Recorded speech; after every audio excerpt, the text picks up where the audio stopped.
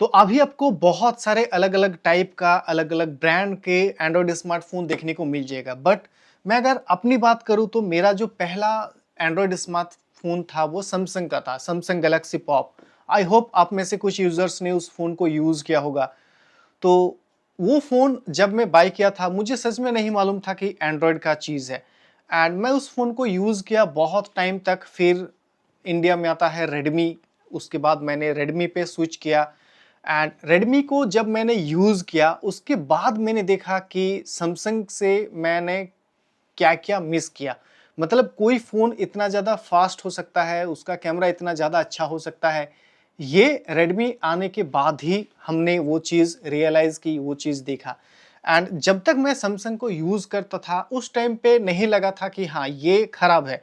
हालाँकि वो मेरा पहला एंड्रॉयड स्मार्टफ़ोन था, दिल के करीब था, बट जब तक मैं बेटर की तरफ नहीं गया, तब तक मुझे नहीं मालूम पड़ा कि वो खराब था। वो एक होता है ना कि अगर आप कोई स्मेल, गंदे स्मेल को लोगे एंड जब तक आप अच्छे स्मेल को नहीं जानोगे तब तक गंदा वाला ही आपको अच्छा लगेगा। एक बार जब आपने अच्छे स्मेल को ले लिया उसके बाद मालूम पड़ेगा कि हाँ, वो गंदा था।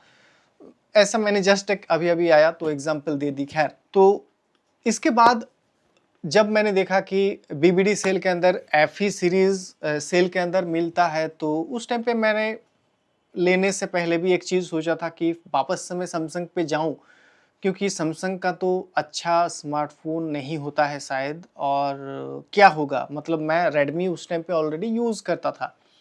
बट रिस्क लेके मैंने S21 FE बाय की एंड वो स्मार्टफ़ोन ने भी मुझे एकदम से निराश नहीं किया। हालाँकि रेडमी के मुकाबले बैटरी वगैरह तो थोड़ा बहुत कम था, बट हाँ, यूआई की अगर मैं बात करूँ, कैमरा की बात करूँ, तो बहुत सारे इम्प्रूवमेंट्स, बहुत सारी चीज़ें नोटिस हुआ। और अभी अगर मैं बात करूँ 2026 की, तो सैमसंग गैलेक्सी का जो स्मार्टफ़ोन्स है, वो पहले के मुकाबले बहुत ज़्यादा इम्प्रूव हो चुका है, और ऐसा नहीं कि ये एक ही दिन में हुआ है।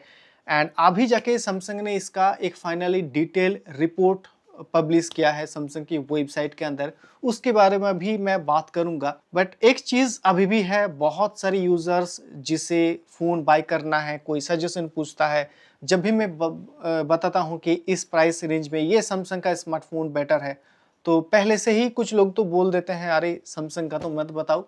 एंड कुछ लोग सैमसंग नहीं लेना प्रेफर करते हैं क्योंकि उनका बुरा एक्सपीरियंस शायद हुआ होगा, या फिर फ्रेंड्स, रिलेटिव्स किसी में से के साथ उन्होंने सुना होगा कि सैमसंग के स्मार्टफ़ोन काफ़ी ज़्यादा लैग मारते हैं, हैंग करते हैं, और ऐसे बहुत सारे प्रॉब्लम हैं। बट रियलिटी 2026 के हिसाब से एकदम से अलग है। आपने देखा होगा अभी के समय पे, अगर मैं एंड्रॉयड की स्पेशली बात करूँ, मेरे पास आईपैड भी है, और आईपैड अराउंड 2-3 सालों से जितने आईपैड के अपडेट्स आए हैं, आईपैड के अंदर बहुत सारे बग्स, प्रॉब्लम्स है, मतलब सैमसंग के मुकाबले है ज़्यादा। और फ़ोन के मुकाबले अगर मैं बात करूँ सारे ओवरऑल स्मार्टफ़ोन की, एंड्रॉयड हो चाहे आईफ़ोन हो, अभी के हिसाब से सैमसंग का यूआई बहुत ही ज़्यादा इम्प्रूव हो चुका है, और ये चीज़ एक दिन में नहीं हुआ। सैमसंग का कहना है कि 2019 के मुकाबले अभी अगर मैं बात करूँ 2026 की, तो बहुत ज़्यादा इम्प्रूवमेंट्स हुआ है, और ये एक दिन में नहीं, धीरे-धीरे करके हुआ है।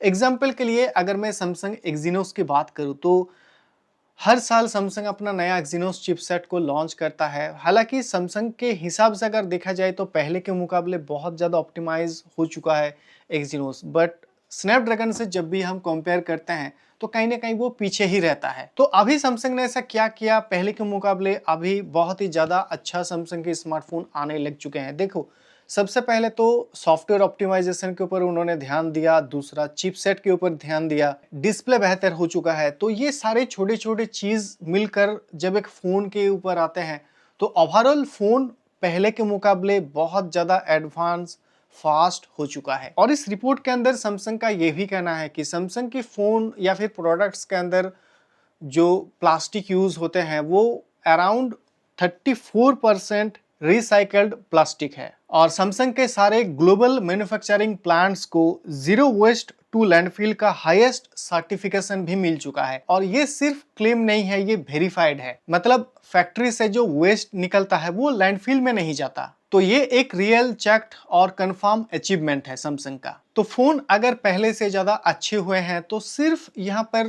कैमरा अच्छा करना या फिर अच्छे चिपसेट लगा देना, सॉफ्टवेयर ऑप्टिमाइज़ करना ही सफिशिएंट नहीं होता है। उसके अंदर जो मटेरियल है वो भी डे बाय डे टाइम के हिसाब से क्वालिटी के अंदर सैमसंग ने इम्प्रूव किया है। अच्छे क्वालिटी की मटेरियल्स हम यूज़ कर सकते हैं। इनफैक्ट पहले भी आपने देखा होगा, अगर आपके पास कोई 4-5 साल पुराना भी सैमसंग का स्मार्टफ़ोन है, उसके अंदर जो क्वालिटी या फिर बिल्ड क्वालिटी की अगर मैं बात करूँ, बिल्ड जिस तरीके का हमें देखने को मिलता था, अभी के हिसाब से वो मच बेटर और इम्प्रूवमेंट हो चुका है। बाकी इस डिटेल रिपोर्ट के अंदर और भी सैमसंग ने बहुत सारी चीज़ों के ऊपर बात किया है, तो वो उतना ज़्यादा इम्पोर्टेंट नहीं है। अगर आप चाहो तो इस वीडियो के डिस्क्रिप्शन में मैं उसका लिंक दे दूँगा, आप चाहो तो डिटेल में उस रिपोर्ट को पढ़ सकते हो। जो इम्पोर्टेंट चीज़ें था आपके लिए जानना, वो मैं इस वीडियो के अंदर शेयर कर चुका हूँ।